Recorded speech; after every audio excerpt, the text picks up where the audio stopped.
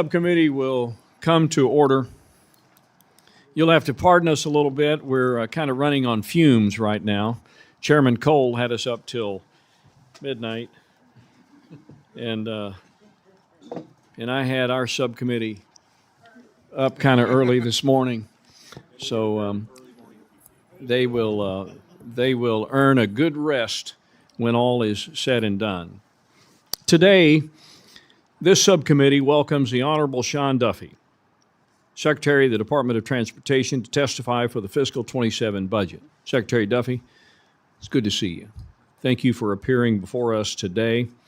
The President's request for DOT is $26.8 billion in discretionary budget authority for fiscal 27. This amount includes an increase for air traffic operations to continue efforts to hire controllers and other safety personnel, another installment for air traffic modernization, and new investments in ports, shipyards, and rail safety. We're going to hear a lot about that today. This is the first year without advance appropriations from the IIJA, which totaled $184 billion for the department from 2022 to 2026. I appreciate your efforts, the efforts of your department to move things forward. Since you were in front of this subcommittee last, the obligation rate for the IIJA Division J dollars has increased from 39% to 51%. In the past year, the backlog of 3,200 grants has all but been eliminated. We appreciate that effort and would remind you of the requirements set forth in the fiscal 26 law regarding proper execution of programs appropriated by this committee, along with new congressional notification requirements. Our hearing today serves as an example of the reciprocal relationship between this committee and the executive branch to ensure the appropriate resources are provided to DOT to meet our shared goals of safety, infrastructure improvements, and modernization of our transportation systems. The investments we've made together in air traffic control prove this concept. Funding to rebuild the controller workforce, combined with long overdue modernization of air traffic technologies, reflects the kind of sustained bipartisan commitment that a safety-critical mission demands. This work is far from finished, and the challenges ahead are significant. The progress we've made shows what's possible when Congress and the department focus on common priorities and follow through with real resources. As we look to fiscal 27, we know more needs to be done. For the seas, we need to ramp up our investments in the nation's maritime workforce and infrastructure to ensure we have the commercial competency to compete globally. This will also support our national defense capability in the Indo-PACOM region and elsewhere. For our surface transportation infrastructure, we're on the precipice of a reset following the expiration of the IIJA. How we build upon what worked and how we course correct from those investments that were serving political pipe dreams is the key question, in my opinion, for fiscal 27. I look forward to seeing what our authorizing counterparts put forward. They're in the process of doing that as we speak. And we stand at the ready on the Appropriations Committee to cut the check when the time comes. I should be clear, however, that this committee has the sole jurisdiction on discretionary funding. Efforts to recreate the advance appropriations of the IIJA are ill-founded and not to be contemplated without the full involvement and deliberation of this committee. The invite remains, Mr. Secretary, to come down to Arkansas's 3rd District and see how the investments of your department are flowing into communities like mine. The department is a unique department in that way, as the impact of your work is seen in every single congressional district. As such, this committee enjoys a history of bipartisanship, and I look forward to continuing as we begin the fiscal 27 process. Speaking of which, I'd like now to recognize my dear friend and the ranking member of this subcommittee, Mr. Clyburn of South Carolina, for any opening remarks he prefers to make. I now recognize the gentleman from South Carolina for that purpose. Thank you very much, Mr. Chairman. Welcome back, Mr. Secretary. DOT's primary mission is to invest in solutions that improve transportation safety. This includes safer transportation in our skies, on our rails, in our ports, and over and under our bridges. According to the American Road and Transportation Builders Association, there are more than 9,500 bridges across my home state of South Carolina, and more than 2,130 of them are in disrepair. To make matters worse, nearly 600 bridges are structurally deficient, a number that has grown over the last 3 years. As you might be aware, South Carolina is the fastest growing state in the nation. This means that as we welcome more people and businesses, there will be more wear and tear on our roads and bridges. At the same time, South Carolina ranks among the highest for fatalities on our highways. According to the Insurance Institute of Highway Safety, in 1 year alone, 2023, my home state has seen more than 1,000 fatalities on our roads, including in rural areas which face unique safety challenges.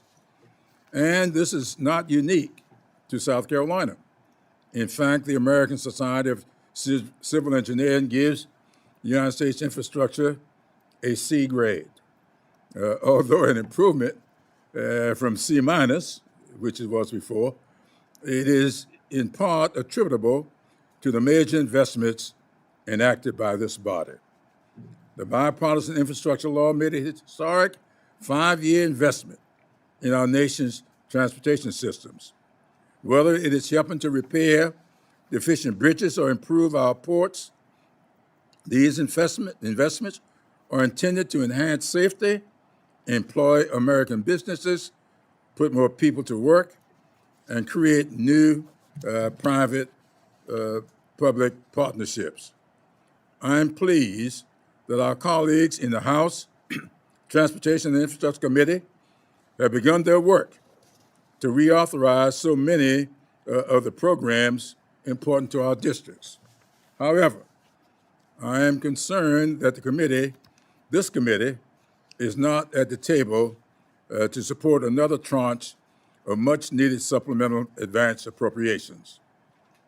As you are aware, the bipartisan infrastructure law included an additional $36.8 billion annually over its 5-year span to help meet our transportation infrastructure needs. Unfortunately, no new supplemental funding will be available beyond September 30th of this year.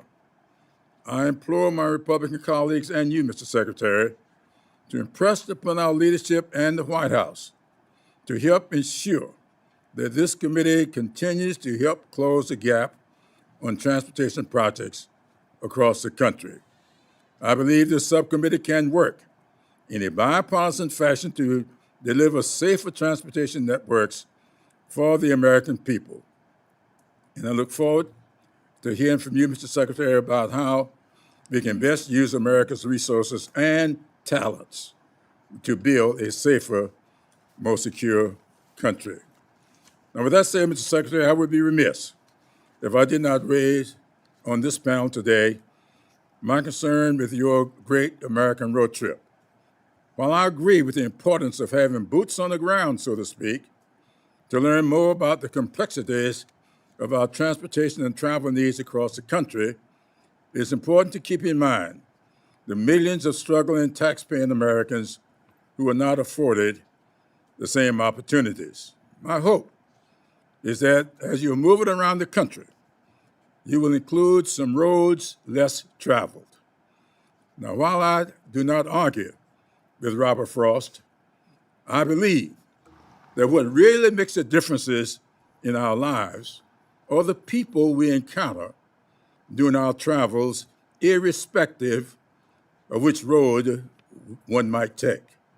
It is my collective duty, our collective duty, to make America's greatness accessible and affordable for all, not just some.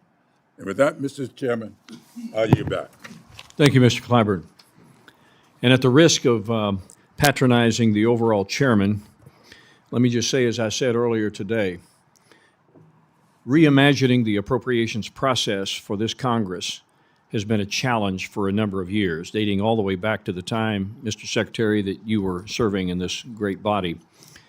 But this guy to my right that's about to speak deserves a lot of credit for moving us toward a much more perfect and meaningful process. He's done it skillfully, he's done it very patiently, and against great odds. And I want the public to know how grateful I am and how grateful this committee is for the work of our overall chairman, Mr. Tom Cole of Oklahoma. You're recognized, sir, for 5 minutes. Thank you for that very generous and fulsome praise, but I can tell you any success I had wouldn't happen without my friend, the ranking member, because this is a bipartisan exercise in appropriation. It always is, and I'm particularly proud of this subcommittee because of the bipartisanship that exists between its chairman and its ranking member and how well they've worked together. So thank all of you and thank all the other members for being here. Secretary Duffy, welcome back to THUD. Thank you so much for appearing before this subcommittee again and for your continued leadership and service. I particularly want to commend you for your commitment to modernizing our air traffic control system. Upgrading aging air traffic control infrastructure is long overdue, and your leadership and urgency on this issue are exactly what is needed. As we move through fiscal year 2027, I remain focused on maintaining responsible investments in our nation's transportation system. As Chairman Womack has already stated, your team has already made exceptional efforts to ensure that we're investing taxpayer money in infrastructure and safety improvements that are worthwhile, taking a hard look at thousands of funding decisions to make sure they deliver real results for the American people. You're to be commended for that. This subcommittee furthered these efforts in the FY 2027 bill under Chairman Womack and Ranking Member Clyburn's leadership, supporting programs that improve infrastructure while scrutinizing those that are wasteful and duplicative. But make no mistake, we've not sacrificed DOT safety mission in that process. Over the past 3 fiscal years, this subcommittee has made the hiring and training of new air traffic controllers a top priority. In our FY 27 bill, we're supporting 2,300 new controller candidates on top of the 2,500 we funded in FY 26, reflecting the committee's commitment to rebuilding the controller workforce that keeps our skies safe and the economy moving. I also want to recognize your personal interest and support for the Mike Monroney Center in Oklahoma City and your determination to supercharge controller hiring across the board. That attention has made a real difference, and it reflects a genuine understanding of what this facility means to the safety of our entire aviation system. We have the land, the facilities, world-class staff in Oklahoma City to ensure that controllers receive in-person, focused, and state-of-the-art training. I'll continue to fight for the funding that this center needs to modernize and expand, and I'll frankly push back any efforts to decentralize or weaken what we've built there. This commitment extends beyond controllers alone. Aviation safety depends on a full complement of qualified safety personnel across the FAA. I will also reiterate my steadfast commitment to prioritize investments in tribal and rural areas, and the FY 27 bill under Mr. Womack's leadership demonstrates that commitment. Nearly 70% of America's road miles are in rural areas, and about 145,000 of those miles are on roads that pass through tribal lands. These communities face notable challenges and have different needs from urban areas. As we move through the appropriations process, I look forward to working with my colleagues on both sides of the aisle to fund the critical safety missions and transportation infrastructure needs of the country. With that, again, thank you, Chairman Womack, for holding this hearing, and thank you, Secretary Duffy, for appearing before it. I thank the chairman. And what I said about Mr. Cole goes for the ranking member as well, Ms. DeLauro of Connecticut. It is a true partnership, and we're grateful for your leadership as well, ma'am. And I recognize you for 5 minutes. Thank you very much, Mr. Chairman, and it is an honor for me to work with both you and Ranking Member Clyburn, to work with you and Chairman Cole as we make sure that the appropriations process is as strong as it needs to be, and that it is really where the power of the purse resides. And thank you very much. Thank you, Mr. Secretary, for testifying today. We look forward to your testimony and to hearing your answers to our questions. America's transportation infrastructure is crucial. It's crucial to the economic health of our country. It connects communities, expands prosperity, extends opportunities to people across this country, from big cities to small towns. Unfortunately, the President's budget request proposes substantial cuts to many of the programs and initiatives that Americans rely on. The budget proposes to cut $327 million from Amtrak, including $200 million from the Northeast Corridor and $127 million from the national network. Amtrak is crucial to my home state of Connecticut, where nearly 1,000 of their employees are based. More than 2 million travelers were served by Amtrak in Connecticut in 2025, and they facilitate an incalculable quantity of economic activity. Investing in this service they provide is essential for supporting so many of my constituents. So I'm disappointed to see such steep cuts proposed in the President's budget. It's crucial that this administration restore Americans' faith in the safety and security of air travel. Following a series of tragic incidents last year, I understand that the FAA recently revised downward their projections for necessary air traffic controllers, the staffing levels, to maintain safe skies by roughly 2,000 positions. And as we approach some of the busiest travel months of the year, the administration needs to do everything it can to provide the American people with the assurance that they will be safe in our skies. We need to know what is needed as an Appropriations Committee to be able to provide the resources needed to keep people safe, to keep our aircraft moving, making the airspace more efficient. The American people are struggling every day with the rising cost of living, and robust transportation infrastructure is key to connecting people with the well-paying jobs that they need to stay afloat.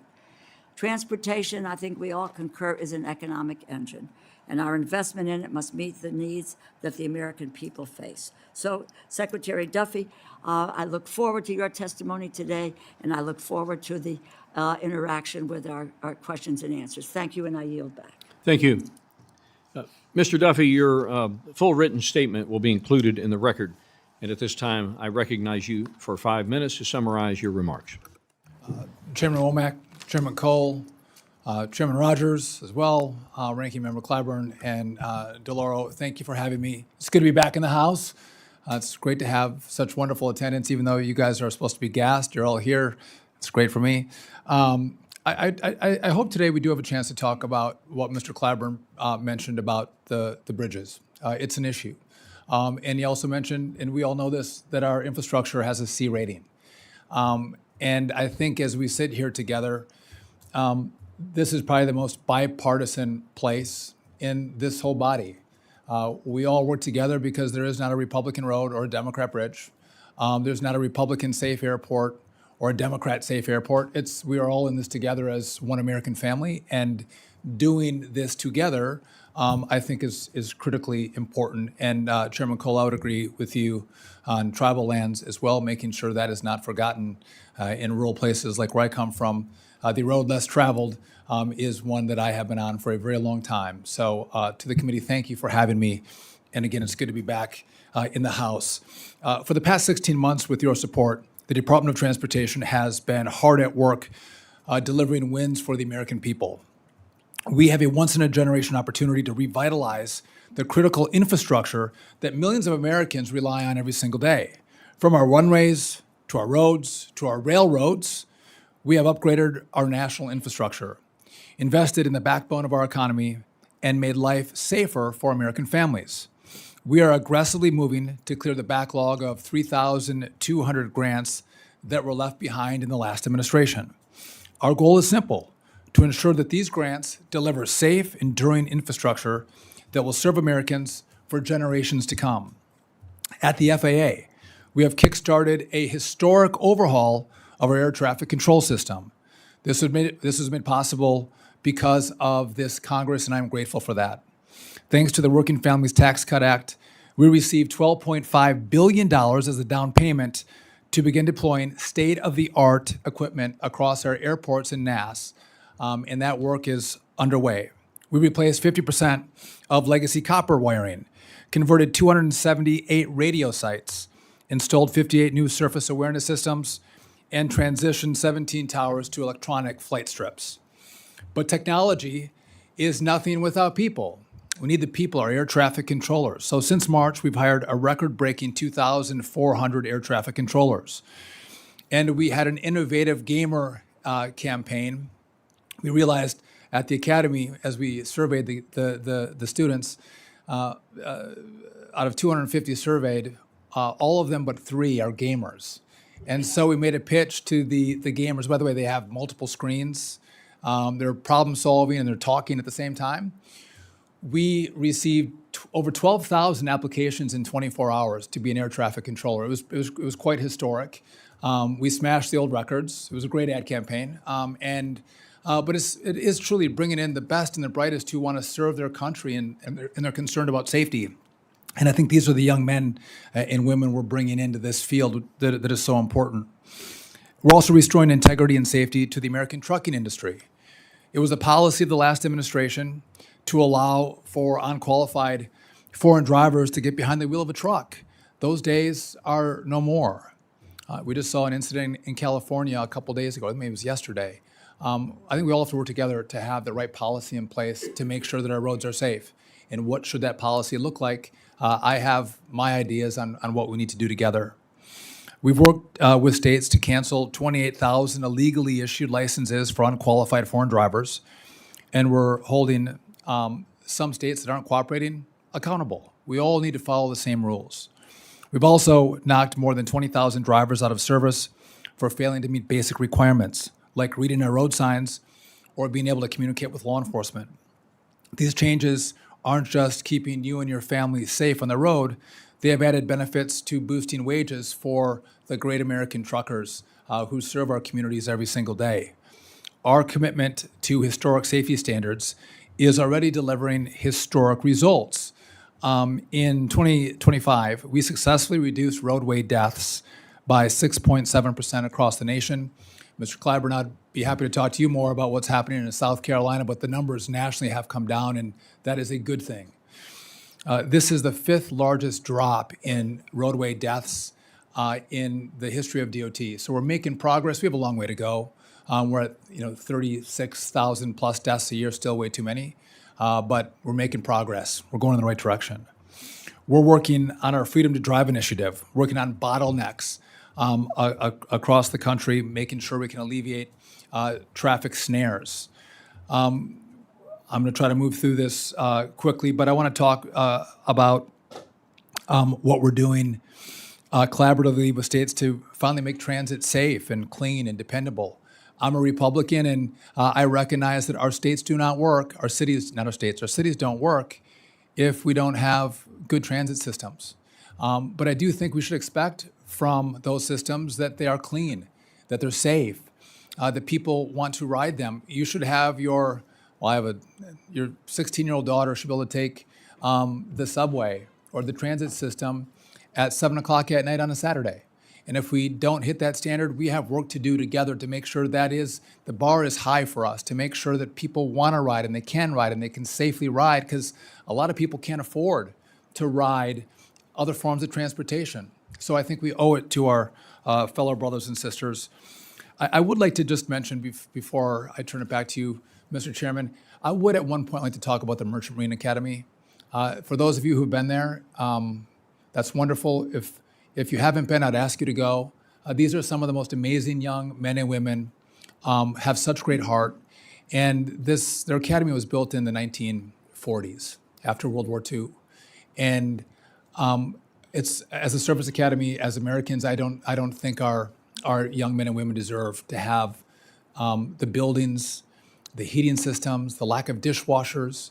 I believe that either we have to invest in this academy and in these young people, or I love that I have it and you have it on this committee, but if we're not going to make the investments, you got to shut it down.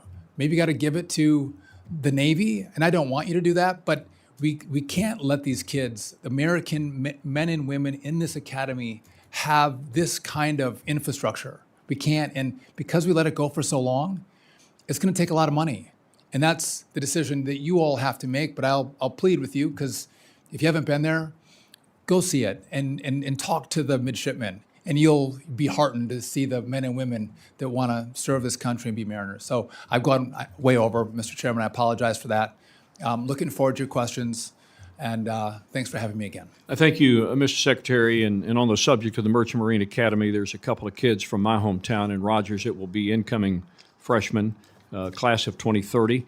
So you have my commitment to visit the Merchant Marine Academy. Thank you. We owe that to you.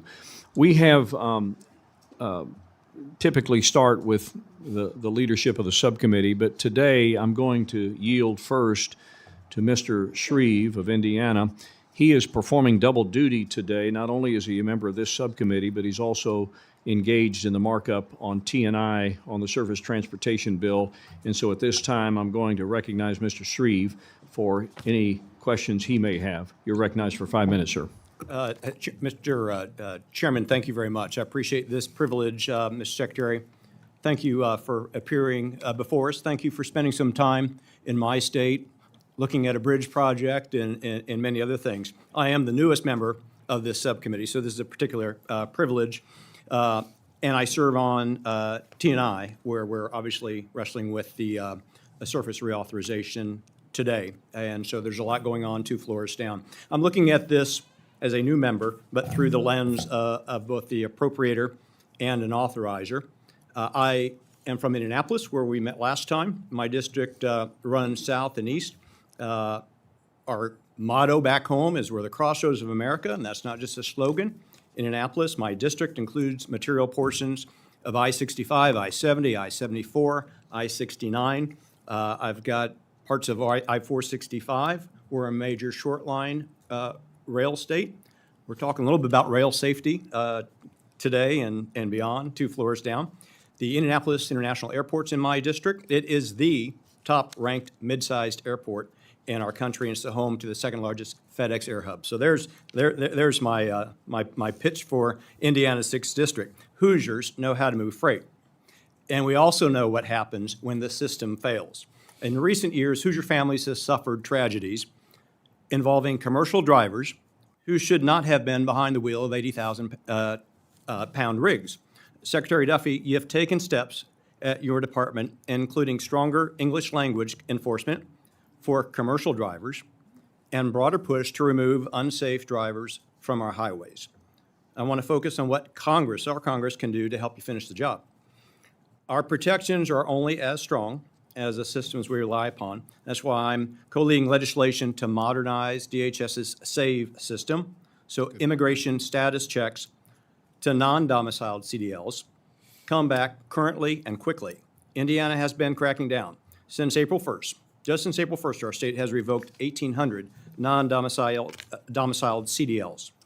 What else does this Congress need to codify or fund to help your department and FMCSA keep ineligible and unsafe drivers off of our roads? Thank you, Congressman. Not bad at freight and okay at basketball in Indiana.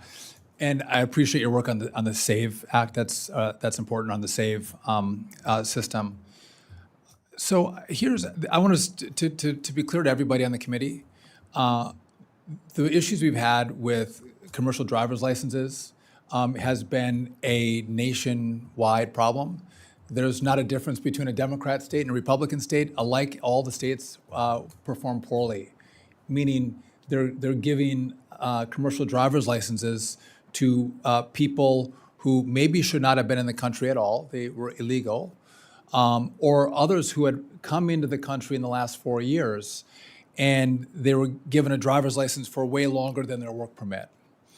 And so we've now modified the rules, and we're not allowing for the new rules on commercial driver's licenses to operate that way anymore. One of the problems we have, though, is I don't have the authority to retroactively look at all the thousands, tens of thousands of commercial driver's licenses that were previously issued. and encourage or incentivize states to take those drivers off the road. And just one of the issues at play here is for an American truck driver to get a commercial driver's license, we look at their record. What, do they have drunk drivings? Do they have speedings? Like, who are they as a driver? We'll look at their criminal records, so we get a full purview into who these men and women are that are going to drive these 80,000-pound rigs. When we've had people come into the country recently, it's very challenging for us to look at their records. And so we don't know who they are. What is their driving record? And I think that's creating some risk to the system. And if you're going to church or you're going to Walmart, you should be safe. These should be the best drivers on the road, not some of the ones that are killing our families. So I'm hearing that you don't have the data sharing tools or all those tools that your department needs. I don't have all the authority that I need, and I would like to work with this committee in a bipartisan way to talk about what should it look like, what should the rules be, and look forward and look back. I appreciate that. Can I mention one other thing? We just launched the Modus system where we have a lot of these chameleon carriers, and they are, you'll have one address that has 100 or 150 trucking companies at one P.O. box or one address. And just, you guys see this across the spectrum, the technology's old. Yeah. And we have a hard time dissecting all the information. So Modus has come out, a new software system that's allowing us to actually have purview. You can't have 100 or 10 or 5 trucking companies from in one P.O. box. That'll be a sign of fraud. We should also have a conversation of, do we want foreign operators in Eastern Europe or somewhere else to own trucking companies in the U.S. and have 100 trucking companies? We're seeing some fraud with that as well. We could work together on tightening up those rules that will drive the safety and reduce fraud. Mr. Secretary, I would love to delve deeper into the problem of chameleon carriers, but I so appreciate your indulgence, Mr. Chairman, and I yield back. Thank you, Mr. Shreve. I'll recognize myself now for 5 minutes. Mr. Secretary, the 26 THUD bill requires build awards to be based solely on the selection criteria in statute. That criteria include the extent to which a project improves safety, quality of life, economic competitiveness, state of good repair, and cost effectiveness. Your FY26 build NOFO issued in December includes project labor agreements as part of the economic competitiveness consideration for applicants. But I want to talk about that for just a minute, because I think every state that has, and my staff can correct me if I'm wrong, every state that has an anti-PLA law is represented on this Appropriations Committee. So can you walk the committee through your rationale to add PLA preferences back into the NOFO? So the PLA's option is in there, but I believe there's 10 criteria. So a state like Arkansas would not be penalized at all if you're one of the 22 states that don't allow for PLAs. There's no penalty to your state in access to the build grants. It's one of 10 factors that can be considered in the process. So it's not exclusionary at all.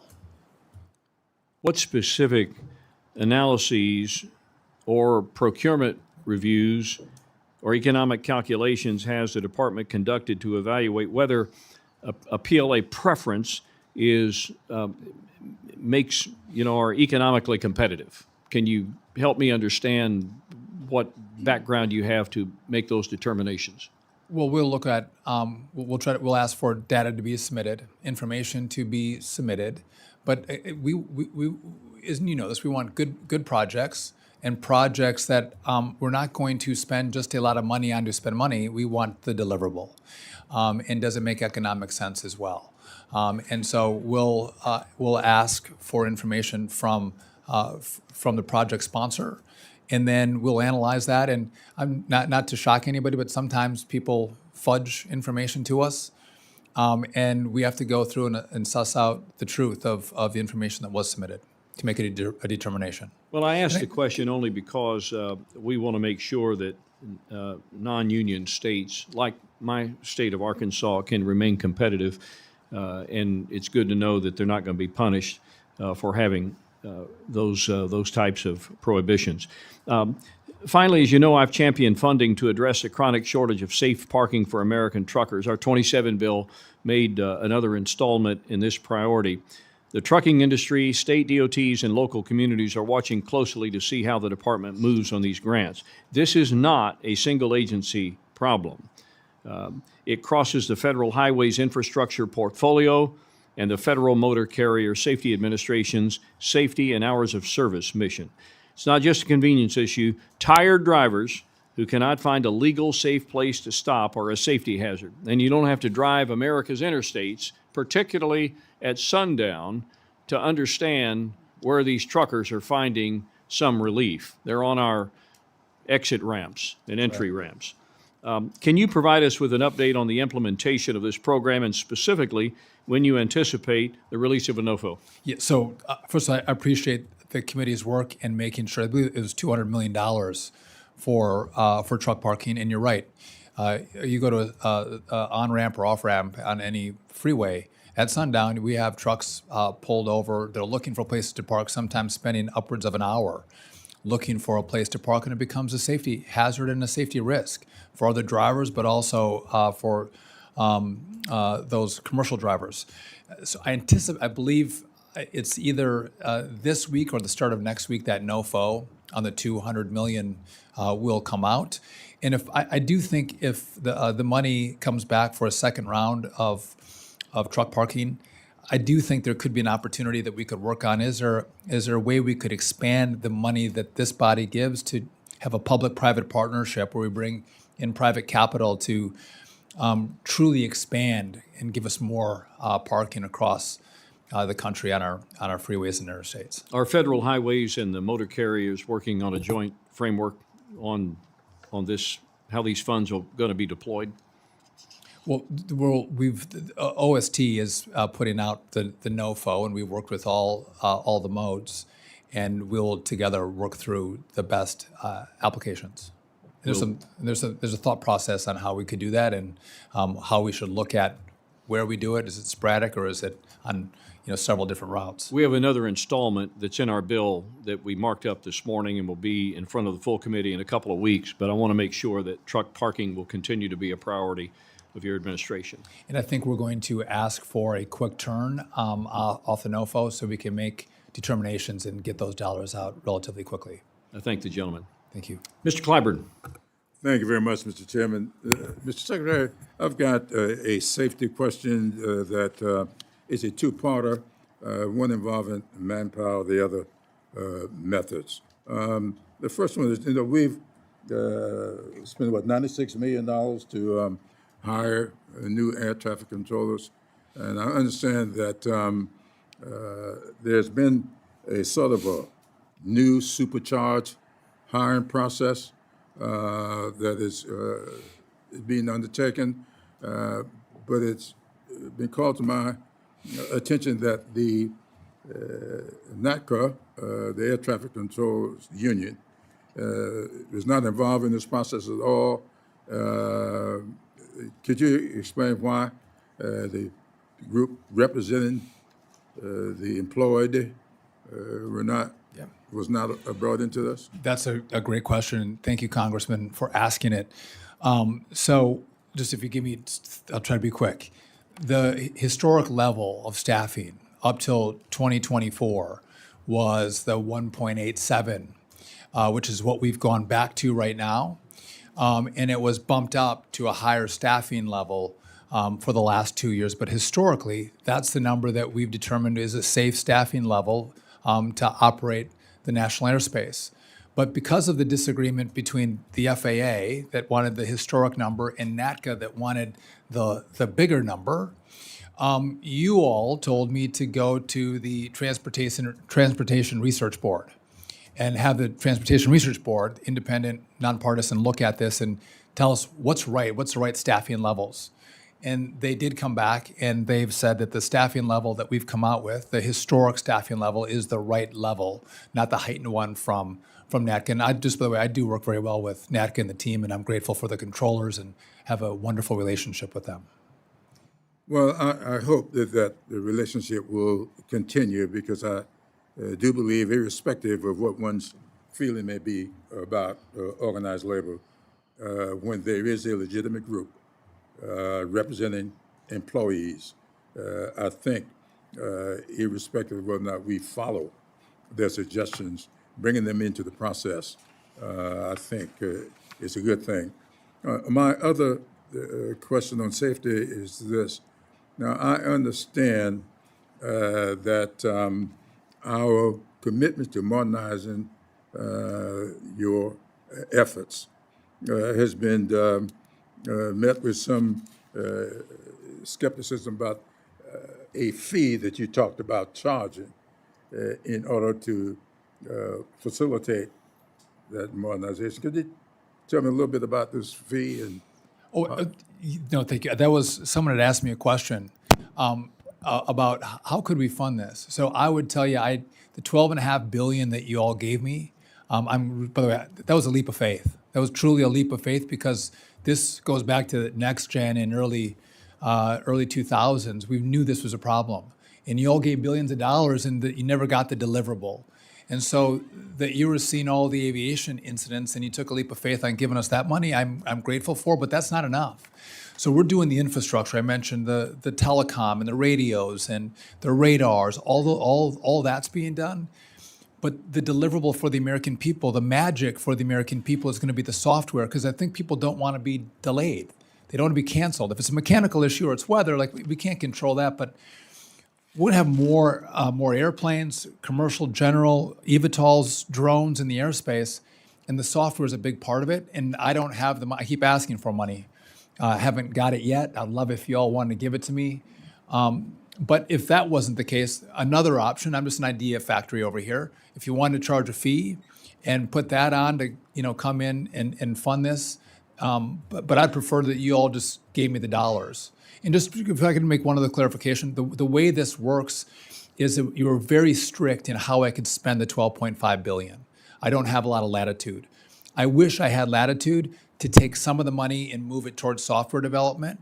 I don't think we want to wait till the $12.5 billion is deployed and we got a better infrastructure, and then you're like, well, then let's take another 3 years and start to develop the software. Like I think we could do it all together, and that's what I'm. Have you given us a plan of how you would do this and how much it would cost?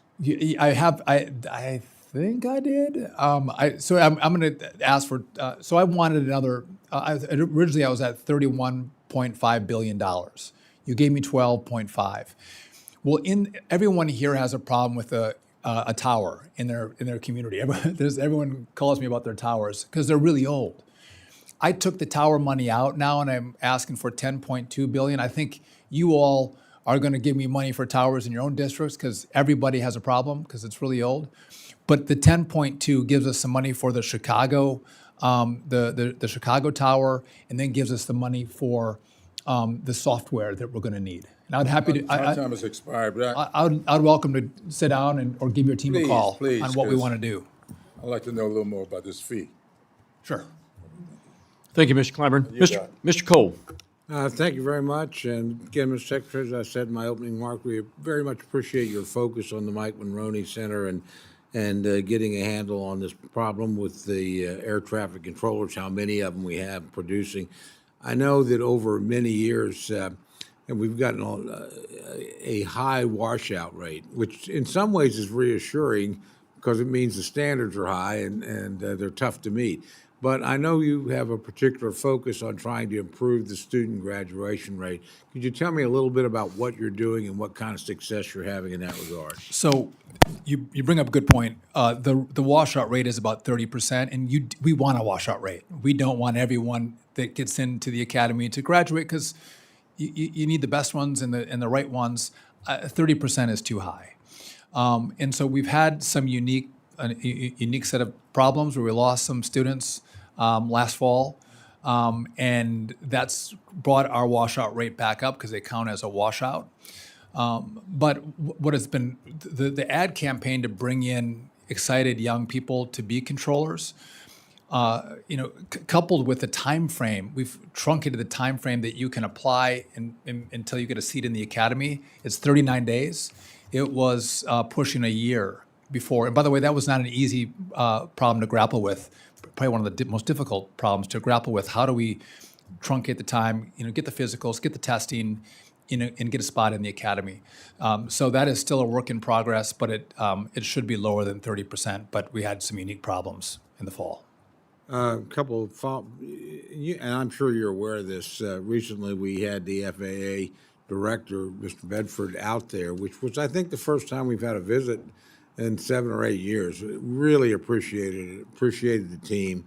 Very, very impressive group that you've assembled there. Could you talk a little bit about the importance when you're training of having literally direct trainers there with them, not trying to do all of this over the internet?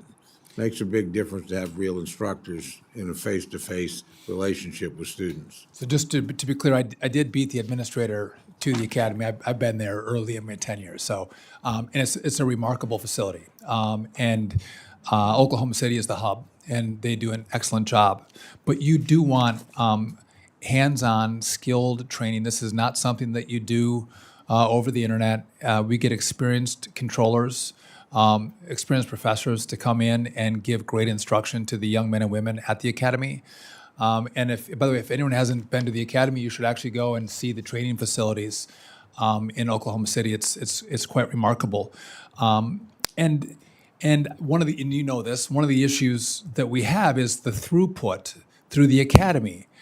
And you need to get the right professors in, the right former air traffic controllers in, so we can move students through the system. We've also offered students, because if you fall behind, you're taken out. And so we've offered tutoring services. So if you fall a little bit behind and you're an energetic, smart, young adult, we can keep you in the program. You gotta still meet the scores. You still gotta meet the benchmarks.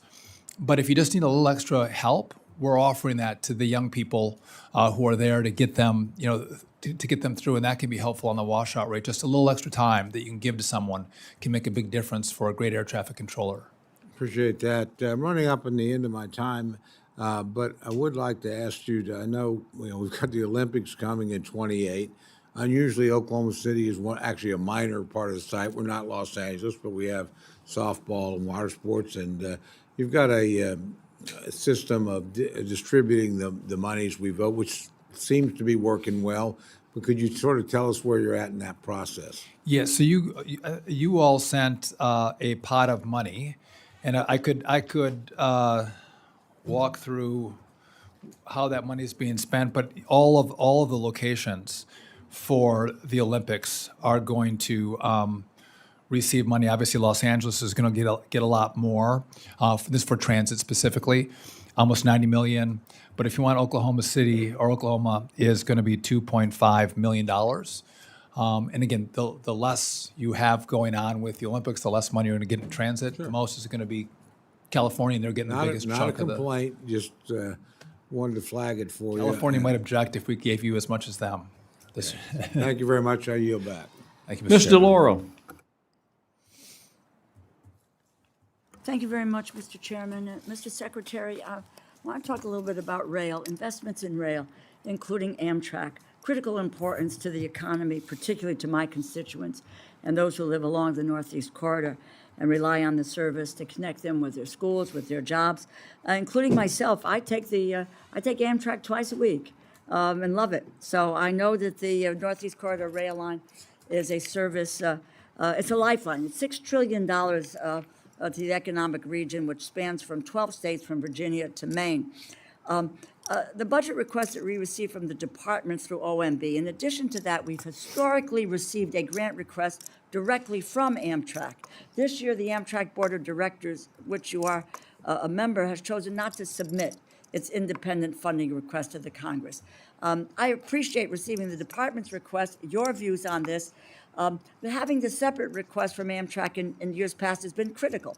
It helps the committee to fully understand how best to provide the resources to meet Amtrak's needs. And while the chair of the subcommittee and I may disagree on the overall THUD bill that passed out of the subcommittee this morning, I want to say a thank you to Chairman Womack for including language that will make it a requirement for Amtrak to submit a funding request in the future. Your budget request, Mr. Secretary, $2.1 billion for Amtrak. It's a cut of $327 million from last year's funding levels. To what extent did the Federal Railroad Administration consult Amtrak when it developed the $2.1 billion estimate for fiscal year 2027? Well, Congresswoman, it's good to see you. If you recall, we started the ovarian cancer caucus together, which remember it was very well. and you have you. been a warrior on that issue, and I think America and those women who have ovarian cancer need someone like you to fight for them. So thank you for that. And if it's touched your life, someone in your life, you know how important it is, and this body needs to pay attention to it. So thank you for that. So we submit, as you know, there's a back and forth that we have with the administration, with OMB, and there are submissions that we make, and we work together and come up with a strategy and a set of numbers to submit to this body. But I would join you. I think that Amtrak is important. Our ridership is up. We're dynamically pricing, which as a business model, it's great. As a rider, it's not great because some of my prices go up when I'm traveling. I'd like to Did you consult with Amtrak, though, in terms of the $2.1 billion for fiscal Yeah, 2027? Amtrak weighs in on their viewpoint, and again we work with.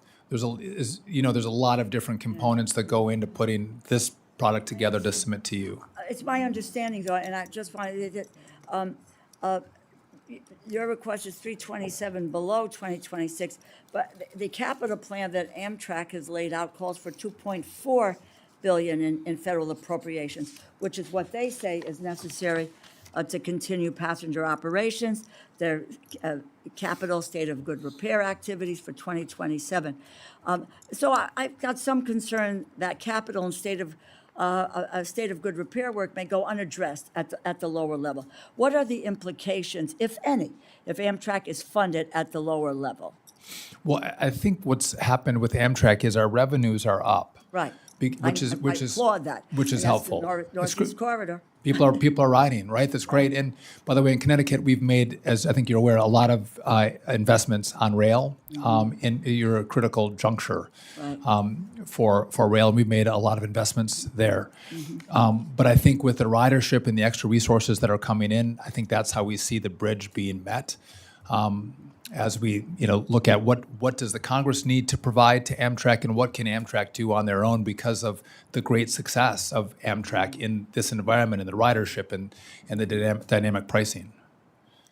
Well, I would just say, look, I'm going to look forward to hearing from an independent Amtrak as well in the future. I appreciate that, and to working with the chairman to fully understand what Amtrak needs to support its rise. I applaud, the increased ridership, et cetera, because it is such a vital and valuable economic engine. So, and that, I'm for continuing to invest in rail and building the progress that we have.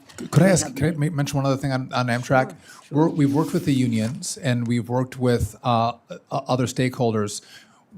And I'd love to work with you as well when we get to that point, but maybe you've heard of this. We're trying to look, I don't look to Europe all the time as a model of how I want to do things, but they do rail way better than we do. Their They're way rail better. is exquisite. And so we want to take some lessons on how they've structured their rail and apply them here. We're the only ones that do rail this way, and I think if we rethink the model, how it's structured, not privatized, I will not, no.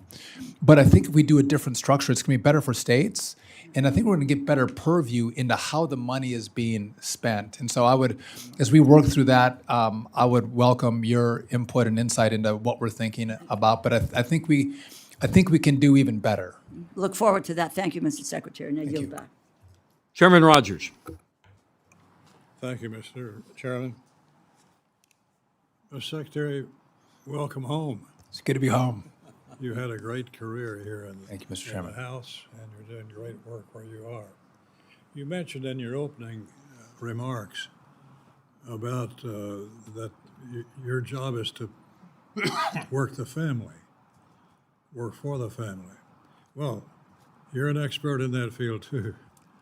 Those 9 kids, you and the missus. I want to talk to you about two things that matter enormously in my district. The first is the Appalachian Development Highway System, a program that's been a bipartisan commitment for over 50 years and remains unfinished. The corridors that still need to be built through some of the most economically isolated communities in America, and completing that system would be genuinely transformative, as we've seen in parts of the area so far. Tell me where ADHS stands in the budget and whether the administration is committed to seeing it through. I should also say, I think I said former chairman. It's like probably saying former Marine, Mr. Chairman. Let me take a look. I want to see where that's at. I would be happy to follow up with you on where that is. And I would just note that in your state, you're right. I know in South Carolina, there's a lot of projects, big projects, and the population has changed throughout the country. And how do we look to those changes that can accommodate the American people and make the investments in the right places? So I'll follow up with you on that project. Good, thank you. Yes. The second issue is emergency relief funds. Eastern Kentucky has been hit terribly, time and again, with hundreds of roads and bridges destroyed. We also know the relief program has carried a significant national backlog, at one point exceeding $8 billion, which compounds as more disasters take place. My communities can't wait years for the federal process to catch up to the damage on the ground that's there. What is the department doing to expedite emergency relief to states with outstanding disaster-related projects? Well, the resources that you all give me, I don't have a lot of dollars there on the emergency front. I usually look to FEMA to be somewhat helpful. They have a way bigger pot of money for us.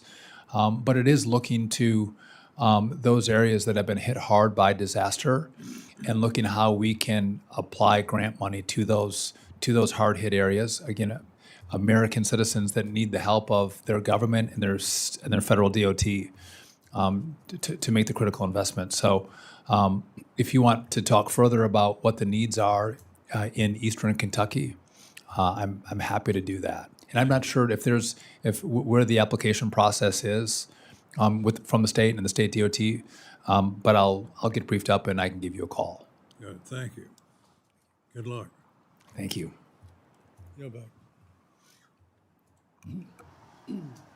Ms. Watson Coleman. Thank you very much. Thank you, Mr. Secretary, for your kind words about my retirement, and thank you for being here. Earlier this week, you were asked by Senator Gillibrand about the Gateway Tunnel project. And so this time you're going to hear from the other side of the Hudson about it. Your department notified the Gateway Development Commission, that it was reviewing the tunnel projects for civil rights violations. And on February the 9th, the Southern District of New York put an injunction so that the federal funds would continue to flow. Could you, first of all, do you appreciate how important this Gateway project is? Do you support it? So first, I will say congratulations. Not just service in the House, but a long line of decades of government service. So thank you. And as I mentioned, you're going to, in an odd way, you're going to miss it. You're going to miss all the fights and the bickering and You're not going to good take all my times. time up I'm not, saying but I will- nice but- things to me. But I will tell you, well, you deserve nice things to be said. I do support. Yeah, this is, as I mentioned to the senator, this is the largest project in the Western Hemisphere. It's so vitally important. Yeah. You have no argument from me. What we have to also follow the law, and that's what the push was on the project. Yeah, I want to ask about that Sure. specifically. What is the status of the civil rights review? What were the reasons that it was even an issue? Well, it was there was 3 projects, and there was a lot of press and commentary about how they were going through race-based contracting. And DBE is important, and disadvantaged businesses and looking at that. But the Supreme Court said you just can't base it. One factor can be race, one factor can be sex, but that can't be the only factor. And that's what we found was the way they were doing it, and they've admitted that. They said they'll change the way they contract. And so it's the money's flowing to the project right now, but and they've agreed, like, no, we can't do it that way, and we won't do it that way. What is the status of the review right now? There's still pending litigation right now, and it's based on that review, and there's a couple factors at play, but we're going to be in a good place with the project. So I spent a good part of my career in civil rights enforcement. Yes. The whole development of recognizing and remediating the impact of prior discrimination, which is a legitimate responsibility of government when putting out taxpayers' money. Can you tell me when you think that this review will be done and any barriers that exist or any concerns that are raised can be addressed?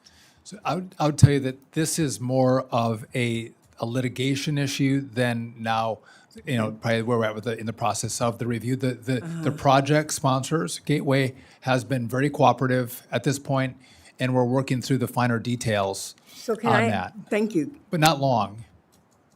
As the secretary, then could I ask you for a commitment that there won't be any lapses while we're going through this because someone high up gets mad because things aren't moving in the direction that they'd like them to move or whatnot, that we recognize we got to get this done. This is historic. It's a very big project. So versus something unforeseeable, of course, I'm going to move forward with the project. So the ranking member of our committee basically took my thunder, was because obviously if I'm going to talk about the Gateway Tunnel, I'm going to talk about Amtrak that goes through it all the time. Because I do have some information. I mean, there are over 200 million passengers travel each year by approximately 2,100 trains that run on the corridor each day, and this includes an average of 122,000 riders each and every day. So my question is, when we are reducing the funding towards Amtrak, that obviously has a lot of outstanding needs with so many people in it running, 24/7, they need to have trains in good repair and systems in good repair.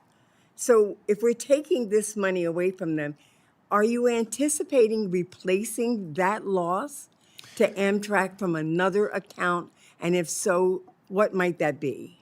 So I'm committed to making sure Amtrak functions and functions well and serves people. And if I could just underscore this point, yesterday we announced we are going to rebuild Penn Station.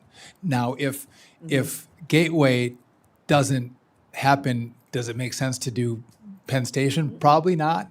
And a lot of good work to be done, but it's also in New York, and it's trains, and we are fully engaged going through that process, and the announcement came out yesterday. So I do care about the service that's provided, and I'm making investments to make sure that along the track we are going to well serve the people who ride. I appreciate that. I have two really quick questions. Number one is, do you have any idea why Amtrak refused or did not put in a request? I could double check that. I'm not sure. I could. My last little tiny question has to do with the safety issues that the secretary raised. He's so generous. Only because you're retiring And you don't have to deal with me anymore. I and know. all those I know. great things I'm that were gonna- said about you this morning in our markup. Go ahead, we'll permit it. Yeah. Are you a member of the board? Amtrak? Yeah, I have a designee on the board. Yes, Okay, so but I don't. You don't know why they didn't? Well, I have my I'm curious. S2 sits on the board, and who, by the way, is one who actually loves Amtrak a lot and cares about it. And listen, you're not good. We're going to be in a good place. Okay. I'm gonna ask my colleague to ask that other question, that little tiny question I had. You're The safety, you're finished. Safety and security for licensing of commercial trucks. You refer to it as a problem that we're having, and you kept saying that, you kept implying that it was non-American folks that were responsible for this. Do you have data that supports that they're the only ones, and what percentage of it are immigrants that are Very driving quickly, these very trucks? quickly. We Thank got to you. move on. So yeah, Okay, can I get an answer? I'll provide data, but as a percentage, I think we're seeing a lot of these crashes. But I'll look at the data and send it over to you. Thank you, Ms. Watson Coleman. It Sheriff. was 2 minutes over, by the way. Thank you, Mr. Chairman. Secretary Duffy, it's great to see you again. And, one of my favorite parts of this job is nominating high school students to attend our military academies. And you meet some of the best and brightest of our children. And we, particularly as a coastal community representative, not only is Annapolis very important in our selection process, but also I push very heavily on the U.S. Merchant Marine Academy, which I was really glad to hear you bring that up, because I want to focus my questioning around our maritime industry and the needs there. And having seen your frequent visits to the Merchant Marine Academy campus, it's clear to me that you and I share that pride in our students at the Merchant Marine Academy. But you mentioned, even in your opening remarks, and I was glad to hear that, because I know what a focus you're putting on that. And I was also glad to hear the chairman kind of pick up that challenge to look at the Merchant Marine Academy and the really desperate needs there from a facility standpoint, modernization and rehabilitation of that campus. I know there's an academy modernization plan, and if you could talk just a little bit about that and how you think this committee, I want this subcommittee to hear about the Merchant Marine Academy as it exists now and where you think it should be going. Congressman, I appreciate the question. I don't mean to keep calling on Mr. Clyburn, but he mentioned that the rating on our roads is a C. The rating for the buildings at the Merchant Marine Academy are an F.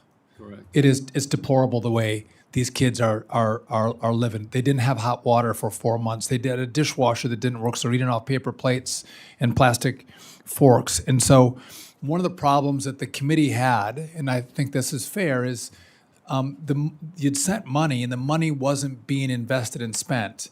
And the point you made to me was, hey, why are we going to give you more money if you can't spend the money that we've already given you? And I think that's a fair point from this body.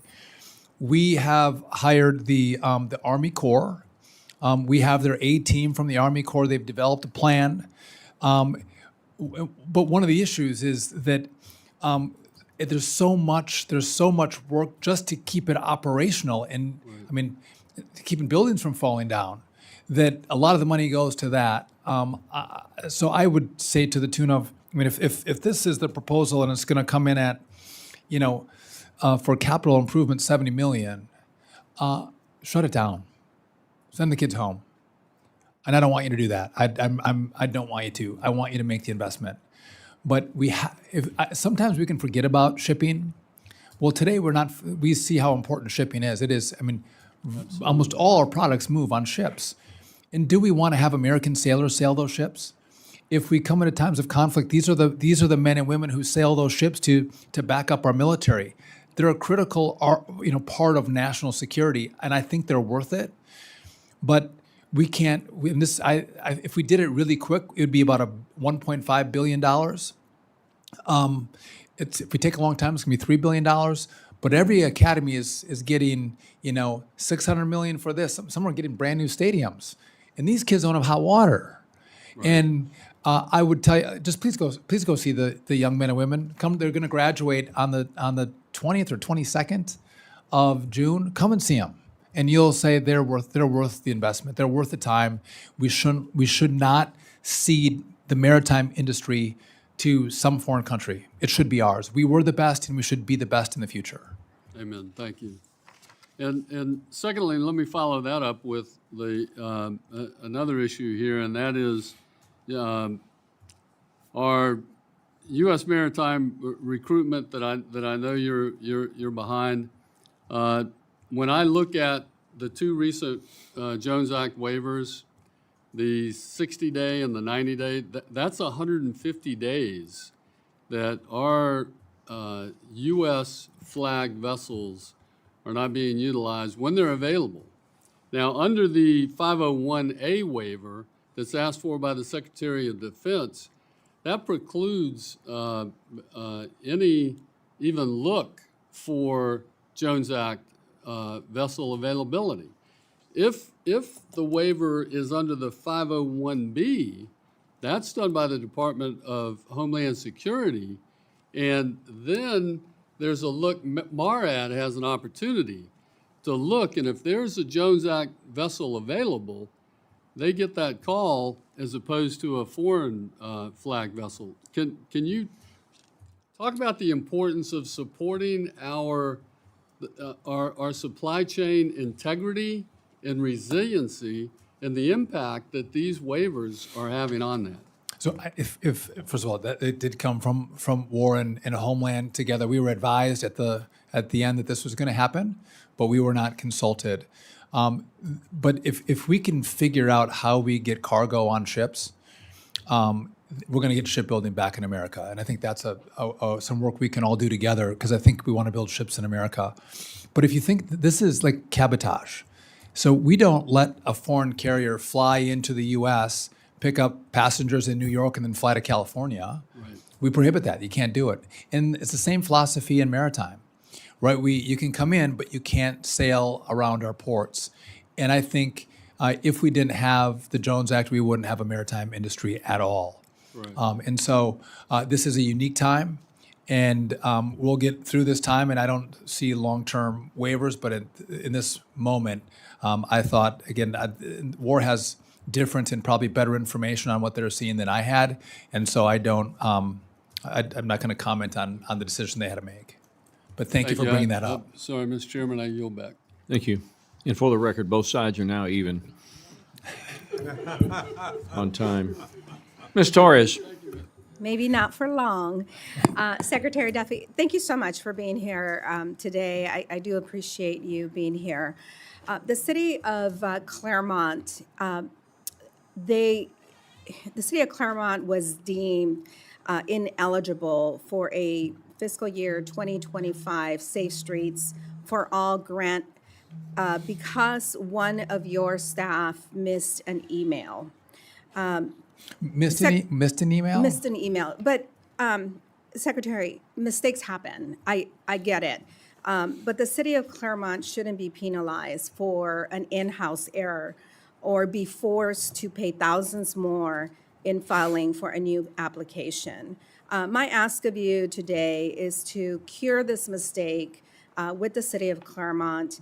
They are asking for their fiscal year 25 application to be considered in fiscal year 26 without having to reapply. If they have to reapply, then they're going to have to cover the costs, thousands of dollars that they spent in the original application. I have an email here. I don't want to put it to the record. I'm happy to give it to your staff, which is the email that was missed by one of the staff. I would welcome that, and if that ever happens in the future, and you want to text me so I can work on remedying that more quickly, I would welcome a text from you to say, let's make this right now, not for the next cycle.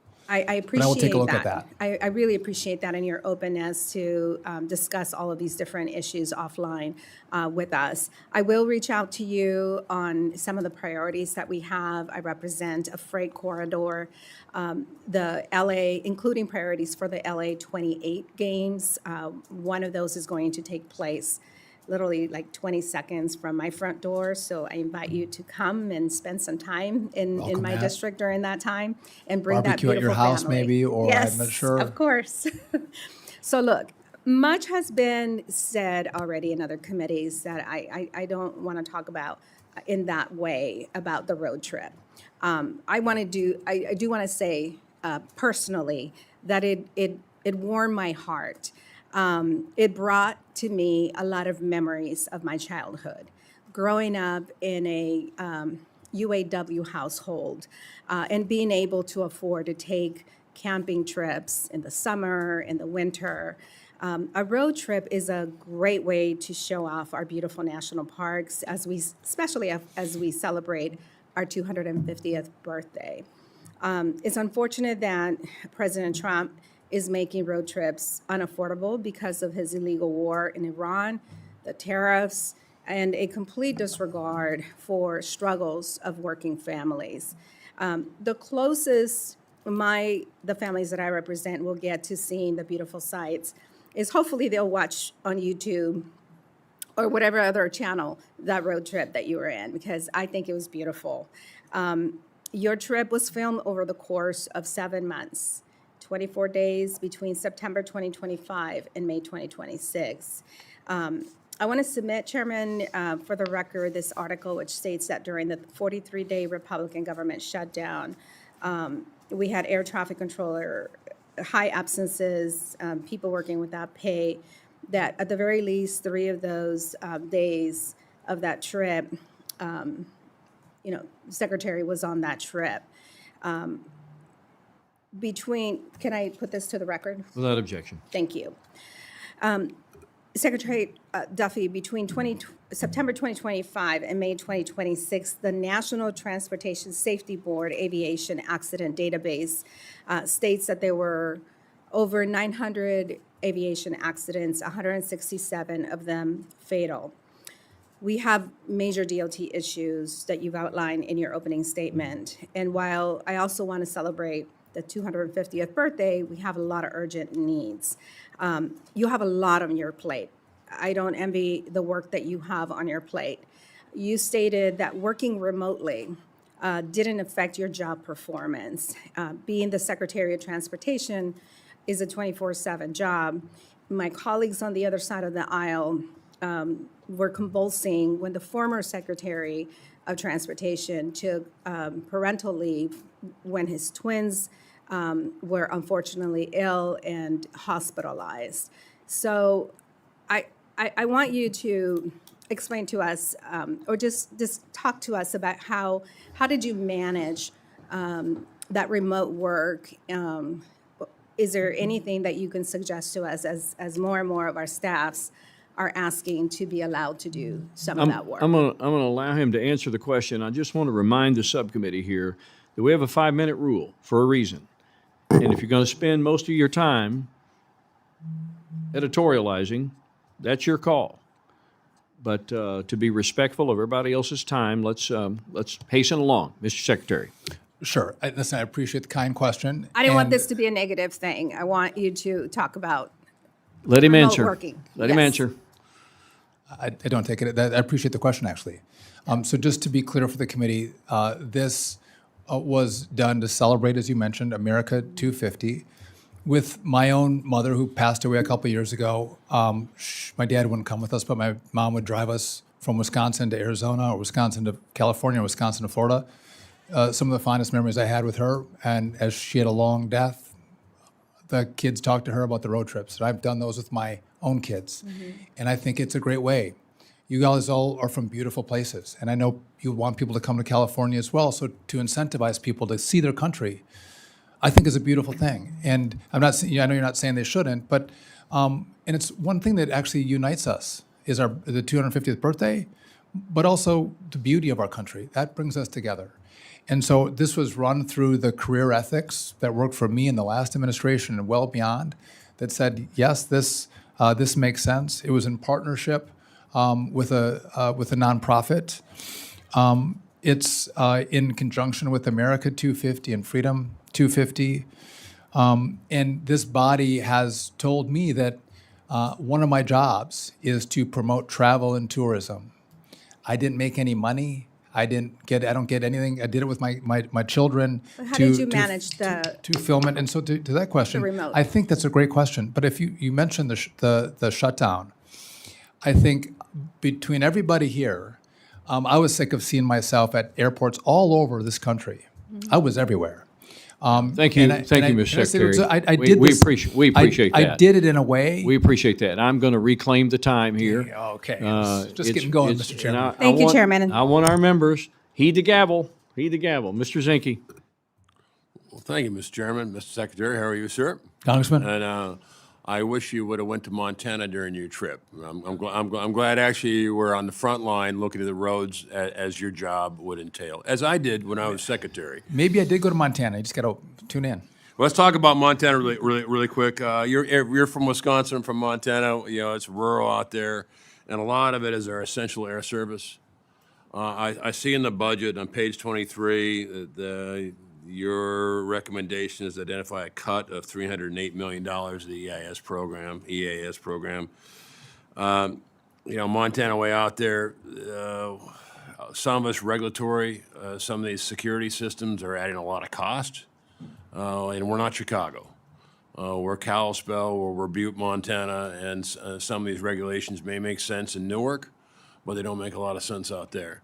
And on the cut, we would just want to make sure and have your commitment that you'll look at those and make sure we don't cut services, but cut regulation, which will end in the same place. Less money was spent, but the services, I think, are essential. So if I could have your commitment, you'll take a look at that with us and make sure we don't cut the services behind the EAS program. Don't want to cut services. I had EAS airports in my district, and I would just, as we didn't have funding for EAS during the shutdown, the president I was in constant contact with him. We found resources to keep EAS operational.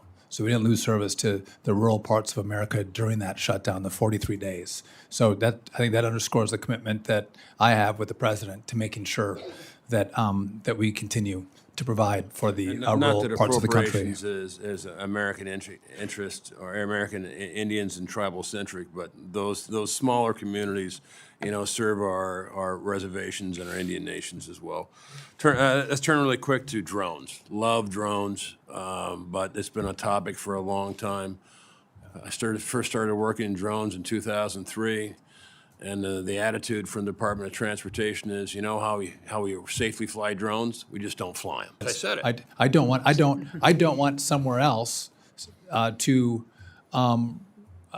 dominate the drone industry. A lot of information can come off of a drone for those who may not like us so much. We want American drone dominance, and so we have put out rules that allow it easier for a lot of these manufacturers and service providers to navigate in the NAS. And it does go to the point that we are going to have a more complicated airspace with drones and with eVTOLs. And how we manage that becomes critical, and what kind of beacon or squawk does each of these have is critical to safety, but also making sure that we can continue to innovate in the country. I think we're going to all see, not in New York, not in DC, but we're going to see drone deliveries far more frequently. And it's happening in a lot of cities, but I think it's going to happen more frequently around the country. And does the department have an articulated plan on milestones and timelines for integration into the NAS? We did. We put out a proposal, and I can send that over to you as well. And by the way, you know, we're trying to manage. There's the commercial side of it. There's also, as you know this all too well, there's a military side of drones as well, and trying to marry those two things together on the national security front, but also allowing the commercial side of the innovation to happen is what we're working with WAR on right now to make sure we can do both. I think we're both hogging the same sheet. We want to make sure we dominate drones, but some of it is precision farming, wildlife management, all those things that can be Pipelines. done more efficiently, and I appreciate your work on it. And with that, with the time, I yield back. Thank you. Mr. Espaillat. Thank you, Mr. Chairman. Secretary, it's been about a year since you were last here. We were talking about air traffic controllers back then. I speak to the controllers often, and they're really unsung heroes and deserve our full support. I wanted to ask you that the House THUD bill provides resources that should lead to the hiring of an additional 2,300 controllers. That target number is not necessarily easy to obtain. I know that we're investing in the academy, but every candidate cannot go up and down to Oklahoma. Anybody from Oklahoma here? But I'm proud of my work to design and establish the Charles B. Rangel Infrastructure Workforce Initiative at City College in New York, which brings young talent from Harlem, the Bronx, and the Heights into the trades and onto jobs like Gateway, Second Avenue subways. It had more than 1,000 enrollees last year. I want to know if there's room for this type of initiatives to also build the capacity for ATC candidates. And are you willing to work with us? We do have schools that we have a program where they can be trained in, and if you have a college or a school that would like to talk to us about how they could apply and make that happen, I would be happy to do that. Could I just make one other point on the controllers? One part is getting the controllers into the academy, and that's important. Getting the right students into the academy. And I think I've told you this, but we are paying controllers who are of the age where they can retire. They're the most experienced controllers that we have. And I want them to stay. So we've offered them a 20% upfront cash bonus for every year they'll stay. I mean, again, new controllers are great, but they got to get trained up. If you have a controller that you already have the expertise, we don't want to lose them. And I've had, I think, at least 600 controllers have taken us up on that. And so we're trying to think of it through every different lens of keeping more in, and happy to work with you on the school that could bring more kids from Harlem into air traffic control. Thank you so much. Now, local hiring, our aspirations as members of Congress and representing our districts is that some of these projects like Gateway, Second Avenue Subway, my district, and of course, Penn Station, which was announced this week, that we have local hiring, that people from our communities, our constituencies get those opportunities. How are you guys committed to local hiring? I got to look at the policies and the NOFOs and the proposals. I think it's hard for a community when, to your point, you bring in an outside workforce from some far out place, instead of not just giving jobs, but giving training to people in your community where the projects happen. I think that's always best. But the requirement on local hiring, I'm not sure that I have that, but I would be happy to talk to you about it, and maybe we can modify how we do the I'd love to discuss it NOFOs. with you, because I think many of these projects, in my case, Second Avenue Subway, we don't want it just to be 3 subway stops. We want it to be an economic engine for the community to move forward together with that initiative. 100%. And I look forward to working with you. Finally, Mr. Secretary, DHS Secretary Mark Ray Mullen just told travel executives that he's serious about curbing international flights to U.S. airports in cities with sanctuary policies, which obviously could force airlines to reroute and inflict economic pain on travelers. What's your position on that? Well, I'm not familiar with the statement from the secretary. Listen, I view what I do through the lens of America, and I think all of you could attest that that's the way I've run this department. Because again, I can't separate your district from my hometown, because we all travel through each other's districts. So I'd like to take a look at his comments and get the context, and not even ask him a question of what he meant by that. But we have people from around the world and around the country that need to be able to fly into all different kinds of places. We shouldn't shut down air travel in a state that doesn't agree with our politics. It's again because, by the way, that role will be reversed, right? We're going to switch. We all switch spots at one point. Hopefully, not too soon, Mr. Chairman. Well, I'll take that as an answer, and I'll yield back. Thank you, Mr. Secretary. Thank you. Mr. Joyce. Thank you, Mr. Chairman.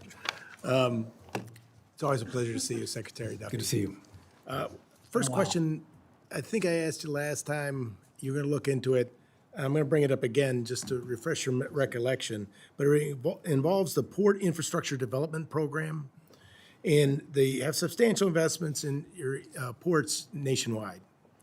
But since fiscal year 2019, the funding of the Great Lakes, despite playing a critical role, obviously, in domestic manufacturing, energy, transportation, strategic material movement, and supply chain resilience, these ports are essential economic and national security assets, and the continued investment will help us for our long-term competitiveness and the livelihood of the region. As the department looks ahead to future PIDIP, I shortened that, PIDIP, awards and broader infrastructure investments, how can DOT better position Great Lake ports to compete for federal funding opportunities? And additionally, what opportunities do you see in which we could expand federal investment in the Great Lakes and inland systems to strengthen domestic supply chains, economic resilience, and long-term regional competitiveness? It'd be helpful to have a secretary who actually understood the Great Lakes, maybe lived on the Great Lakes, was near the Great Lakes. That's why you got that one. I'm from Wisconsin, and I lived actually in Ashland, Wisconsin, where I was the prosecutor there. By the way, it's beautiful. But I think there's so many needs, and I think it's a competition between where are the biggest needs, where's the biggest bang for the buck. But I will put some attention on to the Great Lakes, more so than I've been able to at this point, because we're trying to get some of these other projects out. But I will, maybe we can work together on kind of where do we get the biggest bang for the dollars we put in. But we can't forget the Great Lakes. It's a incredibly important artery that is beautiful and important for this country. Thank you. And we just want to be competitive in the grant aware announcements. And if you can't get to it, I'm going to sick Marcy Captor on you. And Marcy is a storm when it comes to these things. It's great. Another question I have for you is, in the wake of the East Palestine derailment, rail safety and system resilience remain a major focus for communities surrounding my district and for Congress as a whole. One area that has received less attention in this conversation is the software systems railroads use to dispatch and route trains through there. In 2024, the FRA stated there are currently no regulations supporting the oversight of train dispatching software. These computer-aided dispatch systems provide rail operators with real-time information on train locations, track occupancy, and such.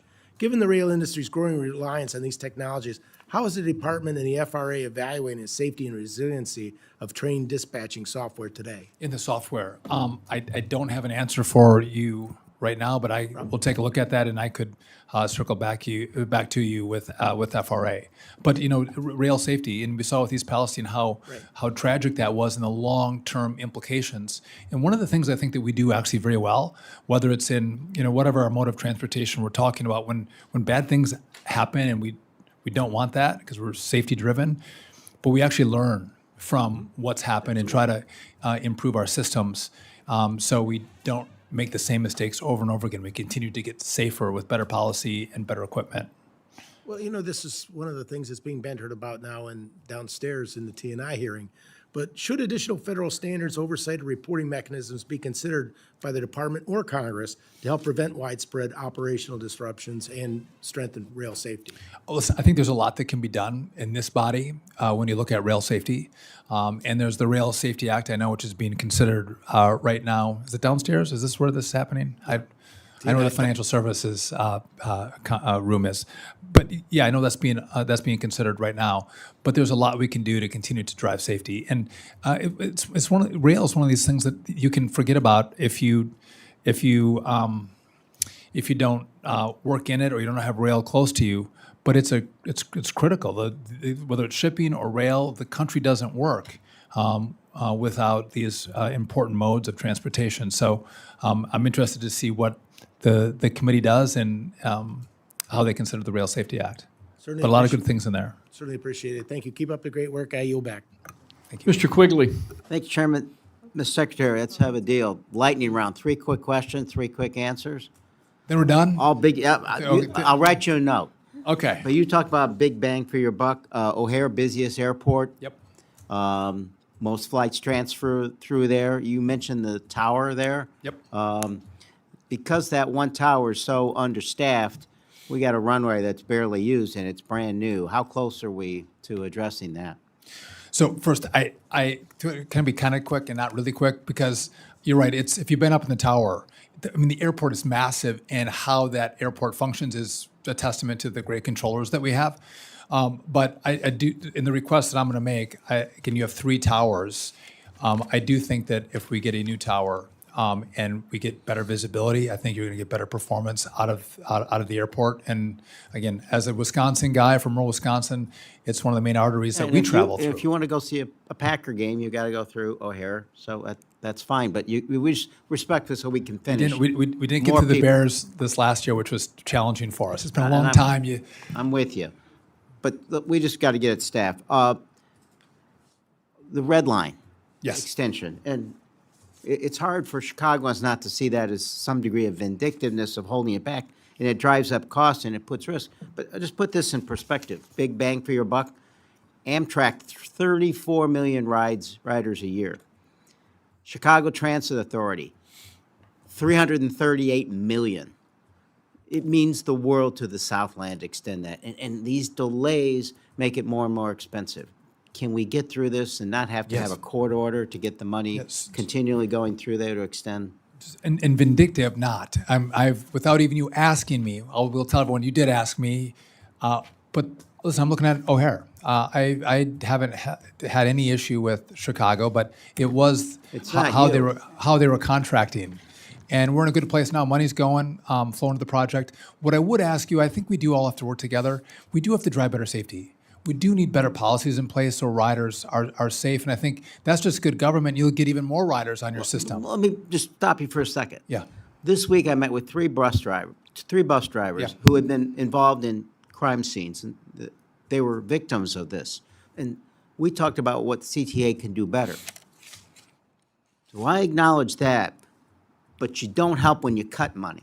Instead, let's talk about changes in policies, but can you help us get more security? And, you know, it's a lot easier to meet in the middle where we don't all yell at each other. 100%. So let's keep talking on And that. just on that one, if I could just quickly, I don't want to be the one that cares the most about it. I think, you know, locally, if there's a lot of care, if we can talk on a plan on what you'll do on safety and then what you're going to need me to come on the back end and help you with, I'm all in. I don't want to fight Illinois on passed the anything. law where we're actually merging Metra, PACE, CTA functions. And, you know, we'll get there, and they're going to have a security force. So that's part of meeting in the middle. To keep us on track, the interchange, everything being biggest and best there, Interstate 294 and Interstates 290, 88, this matters to the whole country because all the freight runs through this. The largest freight corridor in the United States. And obviously the improvements that are necessary there. This funding has not been obligated yet, and the delays are impacting IDOT's ability to move forward with Phase 2 of the project. So for my friends in Indiana and Ohio and Iowa and Wisconsin, this is where everybody goes through. So if you don't have it now, if you could get back to us What on how we was can what was that again? What's the what's it's the interchange of Interstate 294 and Interstates 290, 88 in the Chicago region, the most congested freight interchange in the United States, according to the American Transport Research Institute. IDOT was awarded a $95.6 federal mega contract in 2024 for the interchange project. Okay, I have a list of all If the. you could look into that. I will, because I have all the list of grants that have not gone yet. Okay. And I don't have that one on, so I'd welcome Very good. that follow-up. Let us know, and we return the time. We'll work with your team. That was rapid fire. Thank you, Mr. Strong. Thank you, Chairman Womack, Ranking Member Clyburn, Mr. Secretary. I congratulate you. I noticed we had Chairman Cole here, Chairman Rogers, Ranking Member DeLauro. I mean, you bring all the heavyweights in here.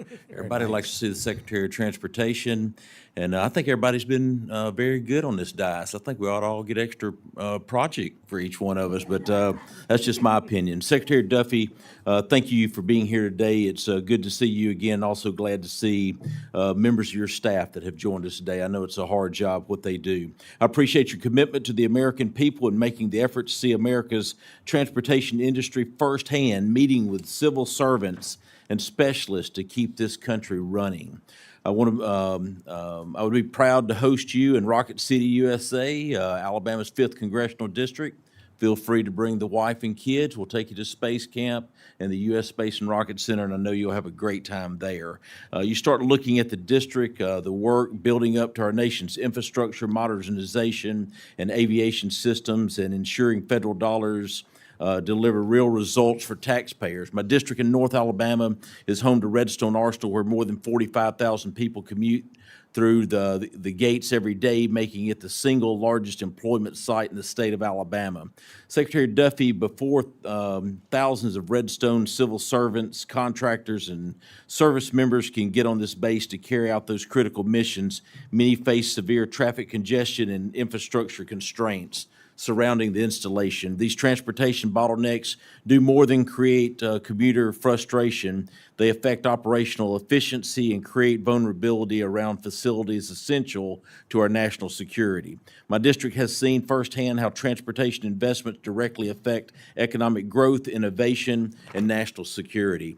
I'd like to thank Chairman Womack for including $350 million in the BUILD grant funding for direct investment in high-growth areas, including the Huntsville metropolitan area. I served 26 years in local government, and I'm just telling you, I saw firsthand what these grants can do in local government. Serving as the chairman of the Madison County Commission, at that time the third largest county in the state of Alabama, and now the second largest county. As the department evaluates BUILD discretionary grant applications for projects like road widening, congestion relief, and capacity improvements, how will you implement target investments in high-growth areas like Huntsville? And are you taking into account factors such as proximity to key national security assets in high-growth areas? So first off, I had NASA for a great 4 months, and I was going to go to take my kids to space camp, and I never did. Probably one of my regrets, and I could have come down and seen your district. I think I mentioned this before, but the country is changing. And we have to try to meet the needs of the growth areas. And I'd like to come down because nothing, you don't get the same perspective when you talk about it versus when you actually come and see it. But I have heard the stories about the congestion that you have in your district and how challenging it is. And men and women who are providing great service to our country are having challenges getting to and from work. But that's we don't have, and you don't give me an endless amount of money. And so figuring out what the right priorities are and what those bottlenecks are is what we work through. We're trying to use public-private partnerships for some of them where it can work to maximize our dollars or our loan capacity to build more. Can I make one pitch with, I know you do have a minute left, but if there's a way that we can all work together and everyone has projects that they want done, if we could permit them faster, we're going to spend less money. And that doesn't mean permit, just say yes. There might be issues with an environmental review that we just don't do a project. But they can't take 4 or 5. And if we can do that better, we can build so much more. When 40% of a project can go to the permitting process versus turning dirt, I can get so much more done. And that's a bipartisan thing we have to do together. And I hope we would and still be responsive to the environment, but also have the money to build in all these places, which I think is important. I totally agree. And another thing that I think that should be taken into account, the states and local government need to get skin in the ball game. If it's a number one priority in their area, they've got to find a way to bring dollars to the table. And I think that ought to be given consideration when you do it. Mr. Chairman, I yield back. Thank you. That's always helpful when the states will give some money, put some skin in the game. It's always helpful for us. Mr. Aguilar. Thank you, Chairman Womack and Ranking Member Clyburn, and thank you, Mr. Secretary, for being back here before us today. Mr. Secretary, I was disappointed to see the FY27 PBR, the lack of critical funding for the LA Olympic and Paralympic Games, which will be held in Southern California, where Mrs. Torres and I represent. President Trump touted the games at the State of the Union this year, and don't worry, I stood up and clapped when he mentioned it. I know you guys. Thank you for that. I know you guys monitor that sometimes, so you can roll the tape. I had a decent seat. And you yourself have called these America's Games, yet the budget request doesn't reflect that enthusiasm. For historical context, a Republican-controlled Congress provided $2.1 billion in inflation-adjusted numbers for the 2002 Salt Lake City Winter Games. While I was glad to see the THUD bill we marked up this morning included $875 million for LA 28, thank you, Chairman Womack. It's an improvement from last year. Despite the offset that we have concerns about, it still falls short of what's needed to showcase our country on the world stage. Mr. Strong talked about local impact and local skin in the game. The funding that we have proposed pales in comparison to the $17 billion our regional stakeholders have already invested in their own funds. So we have that skin in the game. I wanted to ask a few specific questions. First, will you and the administration commit to supporting LA 28 with the similar federal backing that U.S. Hosted games have received in the past? So obviously, every community is different and all the needs are different. But to your question, I think is, are you going to lean in and support the Olympics in LA? And the answer to that is yes. I was actually. You know they're in 28, right? You know they're yes, coming up. Okay. they're coming up. And I know that the group from LA was here today and wanted to meet. And our team meets quite a bit with them. I'm here with you, so I didn't meet with them. But we want to listen. This is not LA. It is, but it's America. Like, we're showcasing America, and I think this is the point you're making as well. Beyond the security component of the Olympics, which is the biggest part of it, the second biggest thing is transportation and making sure I don't want you to have gridlock. That reflects poorly on all of us. I want a seamless system. We have to work with LAX. We have to, I think, is it Archer is going to do the eVTOLs, but making sure we have the amount of money necessary for transit, bringing buses in, bringing drivers in, having mechanics in to make the flow happen. I commit to working with you to make that happen and with this committee, because this reflects on all of us.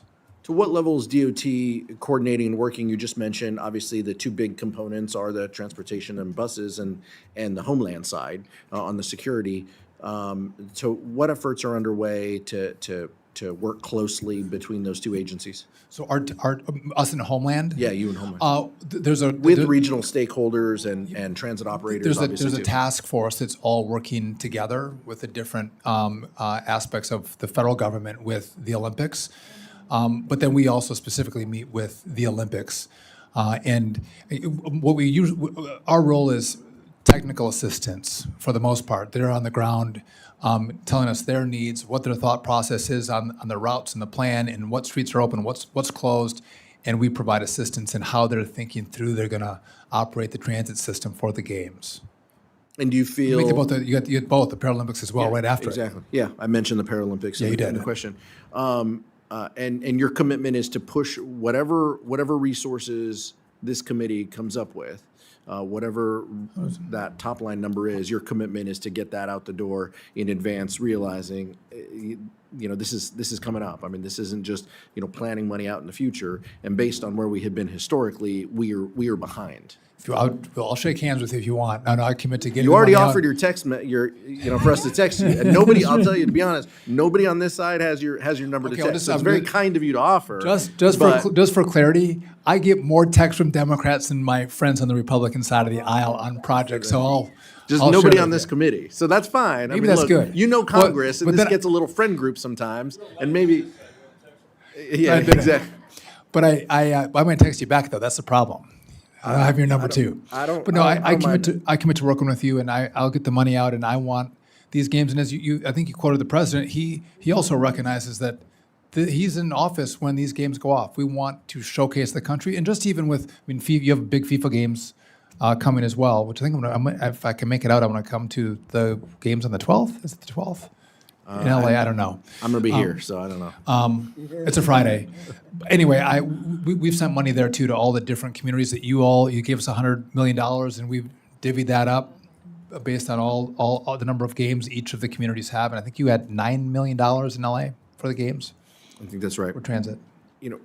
We have to make these, games work. As you mentioned, I appreciate you. We agree these are America's games. Yeah. We want to make sure that they're adequately resourced and we get the money out the door. So appreciate it. Thank you, Mr. Chairman. If you stick around, I'll give you my number. Thank you. Thank you. Mr. Ciscomani, bring us home. Thank you, Chairman. Secretary, good to see you. Good to see you too. Thank you for being here. I know you know Arizona well. We'd love to have you back where your schedule permits. There's some great things to see that I want to show you there. But the first one that I want to talk about is bus safety. And I think you know, it was briefly touched on a second ago. Growing up in Tucson, my dad was a bus driver, so he drove buses first for the school district, and then he drove buses for the city, for Suntran. So ensuring that those behind the wheel of a bus full of people feel safe and secure is a top priority of mine for the bus drivers themselves, but also for the people that they're carrying in the bus. Since 2020, the city of Tucson has operated under a no fares on buses. And this has led to an increase in assaults on bus drivers, a tremendous increase, actually. I want to give you a few headlines here of examples of what I'm talking about. In July of 2022, this is the headline: female Suntran driver assaulted at Tohono O'odham bus terminal. On June 28th of 2025, this was the headline: Suntran bus driver assaulted by a knife-wielding man. On September 9th of 2025, bus driver assaulted as the suspect threw rocks at the driver. The suspect got off the bus and jumped onto another bus in the same direction. These are just a few examples. We're seeing hundreds of disturbing reports like this all over the country, not just in Tucson. Can you update us on your agency's efforts to stop cities like the city of Tucson from putting our transit operators in harm's way? So first, I was a bus driver myself. That's where I first got my commercial driver's license, 7 months. So no, I take your point seriously. I don't have a lot of authority, right? But to your point, one of the greatest success stories has been in San Francisco. They stopped fare evasion on their subway, and crime plummeted. There's a correlation. If you open the systems up, you start to see more crime and the criminal element come in.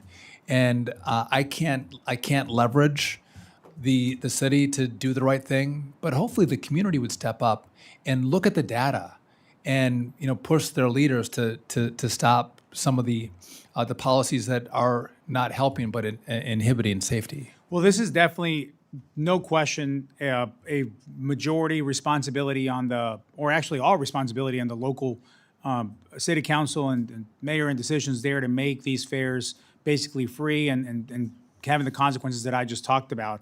I do want to explore different ways. You mentioned the word leverage, different ways that we can, at a federal level, also try to impact this, because it's a safety issue, as you mentioned. I mean, you have CDL holder. My dad was as well before he retired.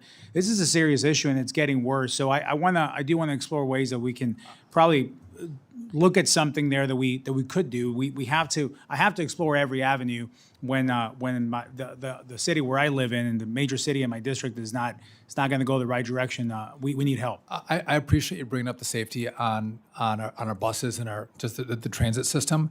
There's too much. I think our country deserves better. Our people Absolutely. deserve better, and it takes leadership. And it's hard to. We don't want to do the leadership. That's not federal leadership. The communities need to lean in and serve people better. And we have to say this is for people moving from point A to point B. And if we have a homelessness problem, well, transit's not the place. Let's deal with homelessness, but let's not put them on transit. Let's not put criminals on transit. We have to reserve that for the good people who pay for it that need it. I would take the bus when I was a kid to and from the first high school that I attended after football practice, and late in the evening. That's not something that kids do anymore. That you just can't. You're not safe in that. Just a minute left. I'm going to drop this question real quick. You already kind of talked about this, the Terminal Radar Approach Control Facility, TRACON, on Davis-Monthan Air Force Base. I've heard directly from the Air Force traffic controllers working there about the deterioration of the tower along with unsafe, outdated work equipment. Would ADOT be willing to look into the infrastructure needs here of what we were seeing on the air traffic controlling overall? I would welcome that. Just the needs are so great. And we're getting out $1.7 billion that we had. That money's moving. Some of the towers are not ready to take it, but I'd be happy to work with you. But there's a huge need you guys are gonna have to deal with in the out years here, and everybody has a problem. By the way, Congressman Clyburn's getting money for his airport. The air traffic controllers work hard, and I think this is one of the most bipartisan issues we'll find. We all need 100%. this, and we'll glad to work with you on that. Mr. Chairman, I yield back 2 seconds. American safety. Thank you, Mr. Ciscomani. And that completes our round of questions. I'm going to, before I close, yield to my friend, the ranking member, for any closing comments he'd like to make. Jim? Well, thank you very much, Mr. Chairman, and thank you, Mr. Secretary, for being here. You know, I'm a great lover of history. I am not proud of all of our history, but I love all of it. In South Carolina, we have 3 National Heritage Corridors. The South Carolina National Heritage Corridor, the Gullah Geechee Heritage Corridor, that's the Low Country, and we have the we call the Southern Campaign Heritage Corridor. That's a Southern campaign of the Revolutionary War. I don't want you all to mistake our reputation for having started the Civil War. I studied the Civil War, but I'm not proud of the heritage. So you're invited to South Carolina because all these heritage corridors are in South Carolina, though I don't know what congressional district they're in for another week or so. But I would love to see a tour like you've conducted to bring attention to the real history of this country. I think if you consider a trip like that to one or all 3 of these heritage corridors, it would be welcome in South Carolina, and I think it would highlight a history that all of us ought to grow to be proud of. Now, we also have 3 national parks. You can come and go to the national parks. All 6 of these 3 parks, these 3 heritage corridors, are creations of yours truly. And so I would like to have you come down and bring some attention to it. I think your road trip will do that for us. I don't Look want- forward to doing that sometime between now and November. Congressman, can I just quickly, 30 seconds?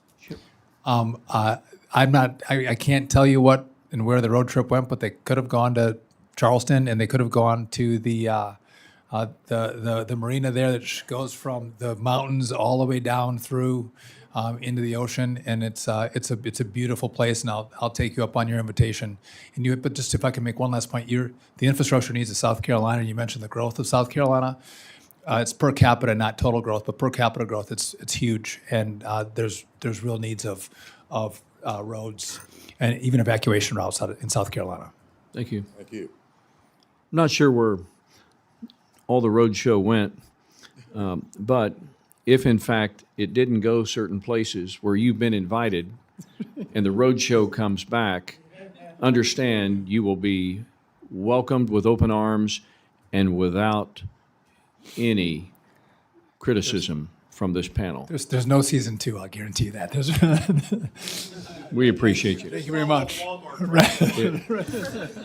You will be most welcome in the great Northwest Arkansas. The chair detects that we have a few interns that are in the audience here today, maximizing their opportunity to see government in action from a very practical standpoint. Mr. Secretary, if you would, when this is over today, if you would stay for just a moment, give these kids an opportunity to engage you in conversation, maybe take a picture. I would love that. It'd be wonderful. Our time is concluded. I want to thank everybody for being here today. There may be some members who have remaining questions that they need answered, and if that's the case, submit those questions for the record. Please do so promptly. Secretary Duffy, again, thank you for your time. It's an honor and a privilege to have you here. We look forward to working with you as we complete the FY27 THUD appropriations process. And with that, our subcommittee is adjourned. Thank you, Mr. Chairman.